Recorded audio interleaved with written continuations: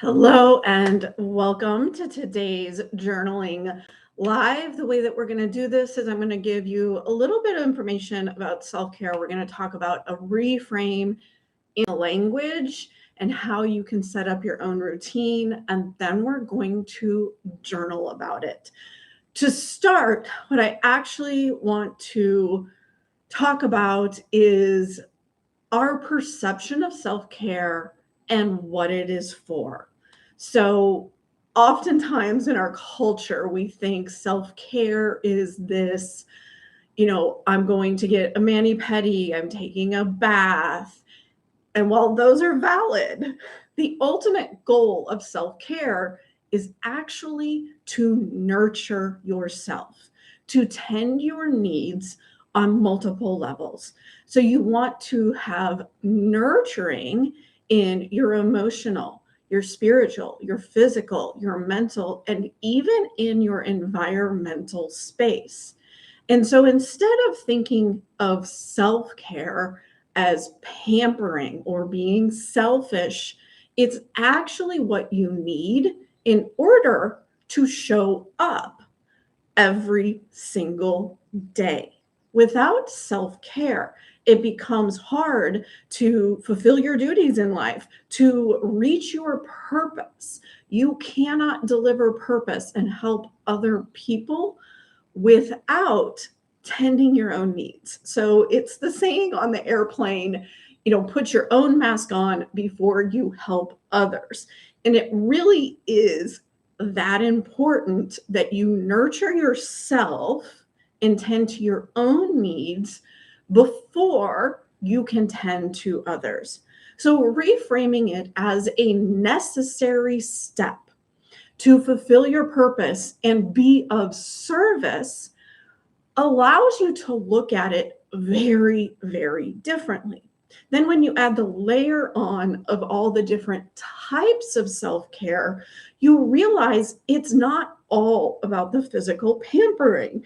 It is about meditation to connect to the spiritual side or prayer to connect to the spiritual side.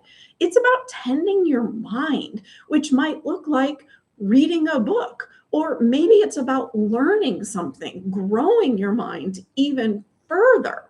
And it could also be about the space that you are in. We often forget about environmental self care, which is making sure that the space around us we love. It's about making sure that maybe we're part of our community. It's more than just the actual physical space that you are in right now. It really is about tending what is around you. So, for example, it's actually been shown that clutter in your space makes it difficult to make decisions. And so, by tending and nurturing the space that is around you, by removing clutter, you're improving not just your energetic space, but you're improving your mental ability, your emotional ability. And so, what we're going to do today is really dive into those areas and figure out what works for you.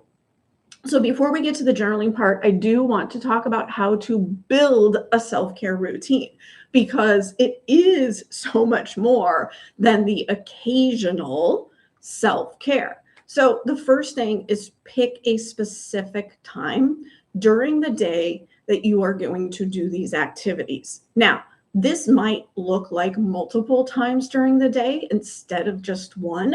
So in the morning, maybe that's when you do your spiritual self care, but maybe at night, that's when you do your mental self care or your emotional self care. It can be spread throughout the day. Now, besides for picking the time of day, you want to determine how often you're going to do it. So, not every self care nurturing item is every single day. In fact, you might only do your environmental self care once a week or maybe twice a week. And if it's environment in your community, maybe it's once a month. It doesn't have to be all the time. So, determine how often you are going to do each of those specific categories. After that, you want to pick what self-care thing you are going to do. So if you are working on spiritual self-care and you've decided you're going to do it in the morning, maybe that looks like you're praying. Maybe you're going to do a meditation, maybe connect with your spirit guides, maybe go to morning mass, depending on what you consider your higher source to be. It depends on what you need and what will nurture you. And this can be different every morning. It doesn't necessarily have to be exactly the same. So maybe once a week you focus on prayer, and maybe the rest of the week it's meditation for every morning. Allow yourself to be flexible, especially as you are kind of starting to set up this routine. One thing that you can do is what I call self-care stacking, and when you're basically doing a lot of things on once. So if in the morning you've decided you're going to meditate, maybe what you do in meditation also is pick a meditation piece that includes Reiki. So you're getting some spiritual and physical energetic healing at the same time. Perhaps you are working on physical self-care, and so you're taking a bath or in a shower, and you're also going to play an audio book on tape so that you can, activate your mental state. The more that you can do at the same time actually helps it be less overwhelming. So the final thing I'm going to talk about is turning it into a habit. It's really important for your self-care nurturing routine to have consistency. And the best way to do that is to turn it into a habit. Now, if you always struggle with habits, I actually recommend the book Atomic Habits by James Clear. And basically what you're doing when you're creating a habit is you have a trigger, and then you have an event, and then you get a reward. So it could be you get up in the morning, you pour your cup of coffee, and you sit down and meditate. The trigger for reminding you to meditate becomes you poured your cup of coffee. And so then you meditate, and then afterwards you feel calm and relaxed, and that's a reward. That series of events over time allows you to build a healthy habit. All right, so let's dive into the journaling now. I'm going to go through the journal prompts. I've already put them in the description, the chat. I will put them in the description at the end of this. So if you're watching this replay later, the journal prompts are in the description. So the first question that you're going to ask yourself is, what isn't working in my current self-care plan? If you're already partially doing self-care, this is a great place to start, because sometimes it might not be working or it could be better. And so really diving into what doesn't work right now will give you a direction. After that, you can ask yourself, what nourishes me in each self-care area? So go through your mental, emotional, spiritual, and physical, and ask yourself, what nourishes me mentally? What nourishes me emotionally, spiritually, physically? As you create that list, you're giving yourself a resource to be able to go activate a self-care routine. So if you have on your spiritual list meditation, prayer, and going to a service, and you're really struggling with the meditation, so maybe you then try prayer, this becomes your resource guide. From that, ask yourself, when in my day can I make consistent time for self-care? Going back to that habit process, you want this to be as consistent as possible. So take the time to evaluate your day to figure out where it's best for you. For my own personal practice, mine is in the morning. I do meditation, journaling, and connecting with my spirit guides, all about 10 minutes each. So that's a 30-minute routine every single morning, but it keeps me consistent across multiple areas. So figure out what part of the day you can be the most consistent. And then part of that is asking yourself, is there something that I do regularly that this can be added to? So if you do every single morning, pour yourself a cup of coffee and go sit on the patio, that is an easy place to add more self-care. Now, with that said, that is actually a self-care practice. Sitting out on your patio, if it gives you some quiet time, is actually helping you. So that goes back to the stacking. Is there something else you can stack on top of that time period? Maybe it's your evening. Is there something you can create around your nighttime, teeth brushing and face washing ritual that will help you even more? And then finally, ask yourself, how can I turn this into a self-care stack? Because that's really what you want to do, is get your self-care nurturing routines into a process that doesn't take up so much time that you don't do it. We want to be able to actually do our self-care routine. All right, with that said, we are going to move to the journaling portion. Today's journaling section, I am not going to turn on music. So if you enjoy music while you journal, go ahead and play your own music right now. We are going to journal for 10 minutes. After that, we're going to come back and we can share, and you can ask questions if you have any questions, and we will go from there. So we're going to start journaling right now, and we will come back at 21 after the hour, and happy journaling.